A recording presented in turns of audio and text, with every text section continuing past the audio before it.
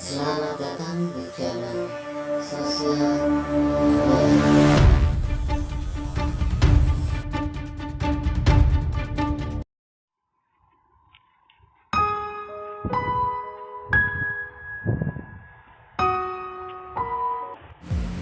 Assalamualaikum warahmatullahi wabarakatuh.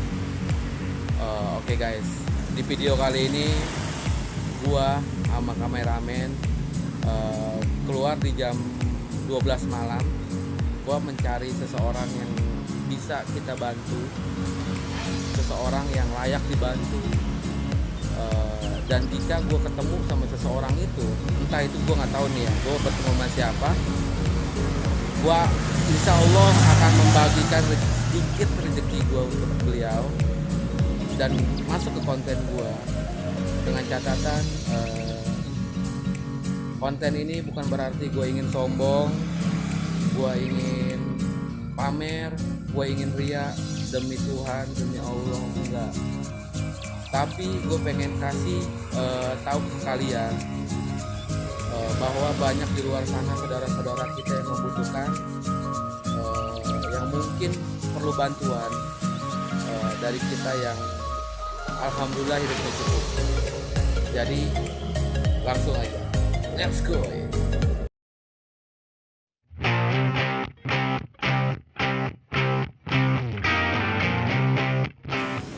Tanpa menunggu lama, gua dan kameramen gua si Eto kepala kotak langsung mencari seseorang yang bisa kita bantu, seseorang yang bisa menceritakan keluh kesahnya di video gue agar semua orang, semua pemimpin-pemimpin kita bisa menyadari bahwa banyak saudara-saudara kita yang membutuhkan. Gue berharap sih gue bisa bertemu dengan seseorang yang bisa gue bantu.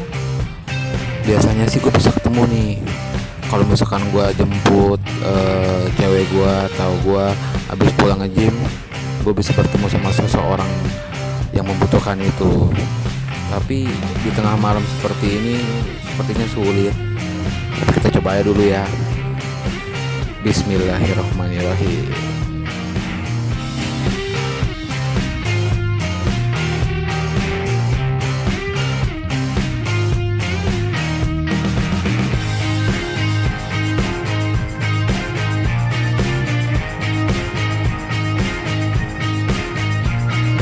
Perjalanan sudah gue lalui hampir 30 menit. Gue udah sampai kota tua. Di sini biasa banyak, tapi gue masih belum menemukan seseorang yang bisa gue bantu nih. Satu trip lagi sih di daerah Pasar Pagi, gue akan coba telusuri ke sana. Kata teman-teman gue sih banyak, dan semoga juga bisa bertemu. Bismillahirrahmanirrahim. A few moments later.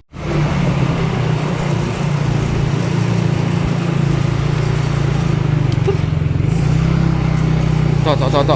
Itu tok ada ibu-ibu tok. Mana bang? Oh, tok kasihan tok. Lu ngapain bang? Dulu terbalik aja dulu tok lah. Yaudah ayo bang.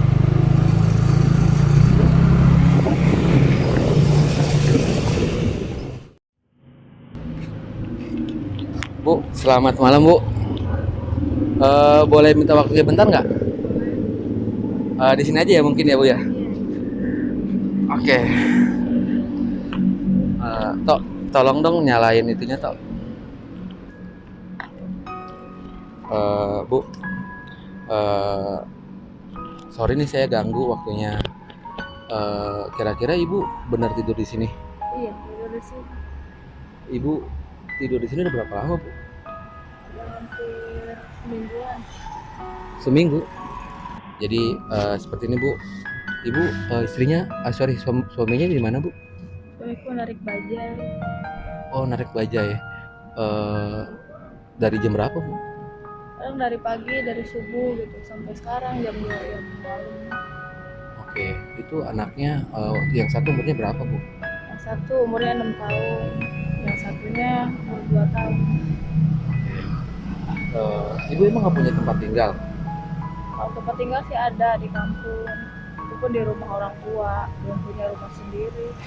Oh, berarti di Jakarta belum punya tempat tinggal gitu. Jakarta belum Atau punya. mungkin ibu ngekos atau ngontrak gitu. Kemarin sih sempat ngontrak karena waktunya habis, terus minta tempo nggak boleh, jadi suruh pergi aja sama yang punyanya. Terus sekarang sementara belum ngontrak. Jadi ibu diusir dari kontrakannya karena ibu telat bayar seminggu. Iya. Oke. Eh, Cukup sedih juga sih, gue sebetulnya pengen nangis sih. Dikala gue keinget sih adik-adik gue yang tidurnya tuh enak, tidur beralaskan dengan kasur yang empuk, di kamar ada PlayStation, ada handphone, ada laptop, apapun dia bisa lakukan di kamar. Tidur pun nggak kehujanan, nggak kepanasan karena ada AC. Kalau kita lihat saudara kita yang ada di sini, ibu ini dan anak-anaknya itu hanya beralasan dengan sarung. Gue juga bingung sih jelasinnya kayak gimana, karena terus terang sumpah demi apapun gue sedih sih ngeliat kondisi yang kayak gini gitu. Ibu emang nggak kerja kan ibu? Enggak, Oh, berarti ibu cuman jaga anak aja. jaga anak, bersuami saya yang kerja. Oke. Suami ibu emang biasa kalau narik bajai itu dapatnya berapa bu? Kalau boleh saya tahu ya. Paling gede ya 300, itu pun belum setoran, belum makan, belum bensin, gas gitu. Oke, jadi Jadi belum kesimpan, belum kekumpul buat kontrakan. setorannya emang berapa bu kalau bajai gitu? 100.000 sehari. 100.000. Oke. Jadi teman-teman, ibu ini memiliki suami. Suaminya penarik bajai. Sehari maksimal ya. Maksimal cuma dapat 300.000. Setorannya tuh berapa bu sehari? 100.000. Setorannya 100.000, belum beli bahan bakarnya, belum beli makan, which is buat nabung pun susah gitu kan. Itu pun kalau lagi rame om. 300 kalau lagi rame, kalau lagi sepi bu? Minimal ya paling 150, kayak sekarang ini 200 gitu. Kalau 150 bu, otomatis ibu cuma megang 50.000 doang. Iya, itu pun habis makan, makanya sampai sekarang belum kumpul. Jadi Habis sama satu orang. Jadi hari ini suaminya hanya narik dapatnya 150.000. Setoran bajai 100.000. 50.000 buat makan anak-anaknya. Makanya bapaknya ini narik belum pulang karena uangnya masih belum cukup. Jujur sih gue sedikit sedih gitu. Ya semoga aja di konten gue ini gue sekali lagi ngejelasin bukan untuk ria, bukan untuk sombong, tapi biar membuka mata semua orang-orang yang memiliki uang lebih. Karena kalian harus ingat 2,5% dari uang yang kalian miliki itu milik saudara-saudara kita yang seperti ini. Jadi kalau kalian mau berbagi, kalian bisa langsung hubungi saya, atau mungkin setelah ini saya akan minta nomor handphone kalau memang bapak ibu ini ada. Gua akan kasih cantumin nanti di bawah ini ya. Anaknya yang paling gede umur 6 tahun ini belum sekolah bu? Belum, masih nunggu nanti SD aja. Oke. Langsung masuk SD gitu. Sebetulnya saya turut prihatin sih bu dengan kondisi anak ibu dikala orang-orang di luar sana anak-anaknya beratapkan ubin atau genteng yang di atasnya, di bawahnya ada AC, udah gitu penuh dengan mainan. Tapi anak ini calon masa depan nanti kita nggak tahu ya. Anak muda, anak kecil sekarang gedenya seperti apa kita nggak tahu. Ya kita berharap semoga aja nanti sudah besarnya bisa menjadi orang yang sukses, bisa ngebantu semuanya, keluarga, orang tuanya, orang-orang di lingkungannya, seperti itu sih. Sebetulnya gue juga lahir dari orang yang nggak punya dulu. Makanya gue sangat-sangat peduli banget sama orang-orang yang masuk dalam golongan menengah ke bawah gitu. Karena gue merasakan susahnya hidup gitu. Bu, selama ibu tinggal di sini, tidur di samping ruko ini, kalau pagi otomatis kan rame bu, ibu kemana? Paling ini om nyari tempat yang sekiranya anak-anak masih bisa tidur. Oh, jadi ibu ini nyari tempat. Ini kan toko nih, tepatnya di pasar pagi. Biasa tuh kalau siang atau pagi tuh rame dan macet banget. Otomatis ibu ini harus pindah dong, nggak bisa selamanya di sini tidur gitu kan.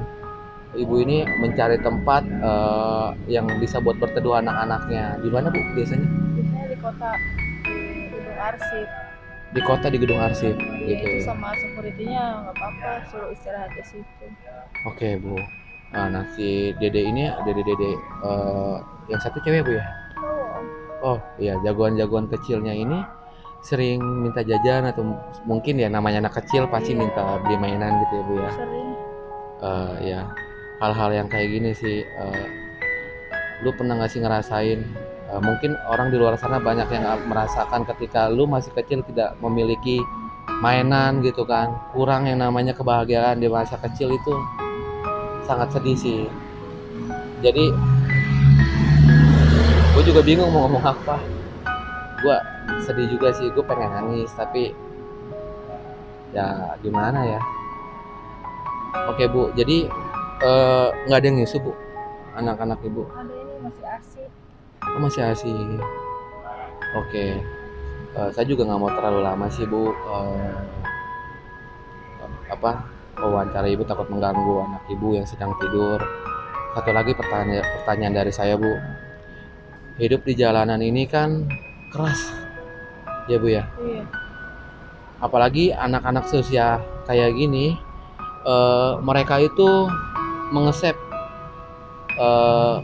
pelajaran-pelajaran di lingkungannya. Mereka itu lagi mencari jati dirinya. Apabila mereka terkontaminasi hal-hal yang buruk gitu, sangat disayangkan sih hal-hal yang kayak gitu.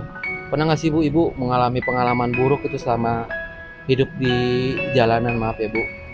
Pernah pas lagi main di kota nungguin ayahnya pulang narik, anakku disuruh ngamen. Itu pun saya liatin sama orang disuruh ngamen nyari duit gitu, buat jajan. Tapi saya nggak mau terima itu yang paling nggak enak banget. Oke. Jadi ibu ini ketika lagi neduh di daerah kota tua, anaknya otomatis ya anak usia 5-6 tahun lagi sangat-sangat aktif banget kan. Dia disuruh ngamen sama orang yang nggak dikenal dengan alasan biar buat jajan. Hal ini tuh nggak patut dilakukan karena di usia anak ini dia bisa belajar sekolah atau mungkin ngeles. Jadi kira-kira ibu ada niat nggak untuk nyekolahin? Ada om, sampai sekarang masih ini ngurusin, bingung biayanya. Ntar habis mau masuk SD banyak banget yang mau dibayarin sekolah gitu. Oke, jadi Apa tujuan utama nyekolahin anak? Jadi emang ibu ini harusnya anaknya udah sekolah, cuman ibu ini bingung untuk nyari uangnya gimana. Secara dari tempat tinggalnya pun dia belum ada. Ya sekali lagi gue minta tolong atau saya minta tolong kepada penonton atau teman-teman sekalian, apabila kalian memiliki rezeki lebih, kalian bisa bantu seperak ataupun 2 perak biar ibu dan anak-anak itu hidup layak gitu. Setiap orang tuh berhak hidup layak. Setiap anak tuh berhak mendapatkan pendidikan. Jadi saya berharap banget dengan kedermawanan kalian, teman-teman, kalian mampu berbagi sehingga anak-anak ini bisa sekolah sebagaimana anak-anak kecil lainnya. Dan saya juga berharap kali aja ada pejabat atau mungkin pegawai-pegawai negeri yang melihat video ini. Silakan hubungi saya jika kalian ingin membantu ibu ini. Kalian tidak perlu transfer ke saya insya Allah akan temuin kalian dengan ibunya. Seperti itu ya. Jadi saya ingin berbagi juga kepada ibu, tapi saya tidak mau memberikan nominal, maksudnya menyebutkan nominalnya ke kamera atau ke teman-teman lainnya. Ya, saya harap ibu ini cukup ya, maksudnya meskipun nggak banyak, semoga aja cukup buat beli susu. Ya mungkin cukuplah buat makan beberapa hari gitu ya, Bu. Belum lagi juga saya memberikan makanan buat si Dede sama ibu. Kok tolong diambilin, Pak. Bisa nggak lu? Oke.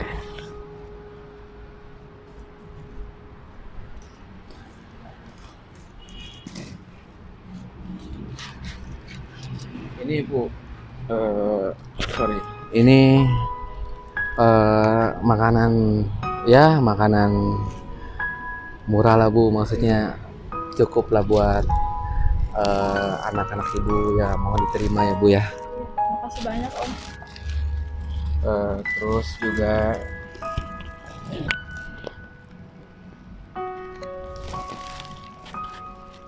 ini Bu, dipegang uangnya.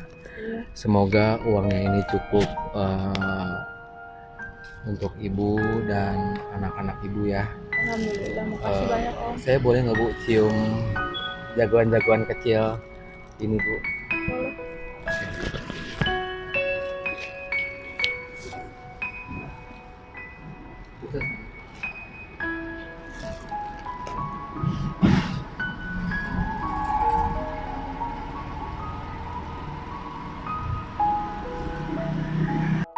Di tengah lelapnya tidur dari kedua anak ini, mereka memeluk satu buah mainan, yaitu mainan tradisional, di mana mainan ini hanya satu-satunya yang mereka miliki.